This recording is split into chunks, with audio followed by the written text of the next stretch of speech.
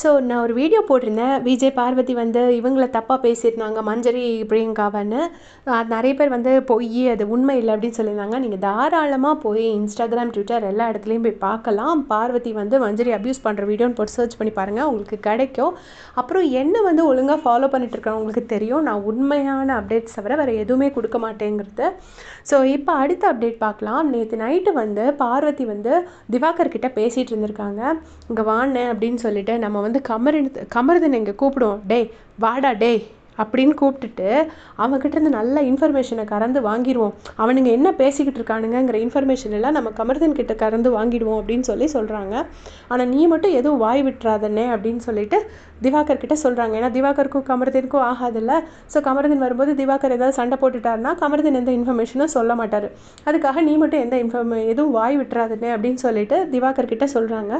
So இது என்ன மாதிரி ஒரு கேரக்டர்னே தெரியல. ஏன்னா கமருதன் வந்து உண்மையிலே ரொம்ப இன்னசென்ட். அவருக்கு இந்த மாதிரி இந்த கள்ளத்தனம்லாம் கண்டுபிடிக்க தெரியாது. அவர் இதை நம்பி ஏமாந்துட்டுருக்காரு. உண்மையிலே பார்வதி வந்து கமருதன் கிட்ட ட்ரூவாக இருக்காருன்னு நினச்சி ஒரு ஃப்ரெண்டாக பழகிட்டு இருக்காரு. பட் இவங்க வந்து பார்த்திங்கன்னா எப்பயுமே வந்து கமருதனை வந்து யூஸ் அண்ட் த்ரோ மாதிரி தான் யூஸ் பண்ணுறாங்க.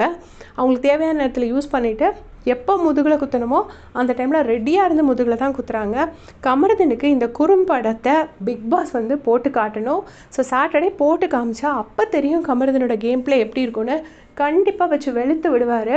அது பார்க்குறதுக்கு அவங்களுக்கும் ஷோவும் நல்லாயிருக்கும். ஏன்னா இந்த மாதிரி யாரோ ஒருத்தர் வந்து ஒருத்தவங்களை யூஸ் பண்ணிவிட்டு பின்னாடி குத்திகிட்டே இருப்பாங்க. இது நடந்துக்கிட்டே இருக்கும். இடையில ஒரு வாட்டி குறும்படம் போட்டு காமிச்சிட்டாங்கன்னா அது ஓப்பனாக தெரிஞ்சு போயிடும்.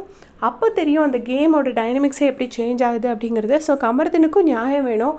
ஏன்னா யாரும் சொன்னாலும் அவர் நம்பவும் மாட்டேங்கிறாரு. அவர் இன்னுமே இன்னசென்ட்டாக தான் இருக்கார். ஸோ கமருதனுக்கு வந்து இந்த குறும்படத்தை பிக் பாஸே போட்டு காட்டிட்டாங்கன்னா நல்லாயிருக்கும் அப்படின்னு நான் நினைக்கிறேன். உங்களோட கமெண்ட் சொல்லுங்கள்.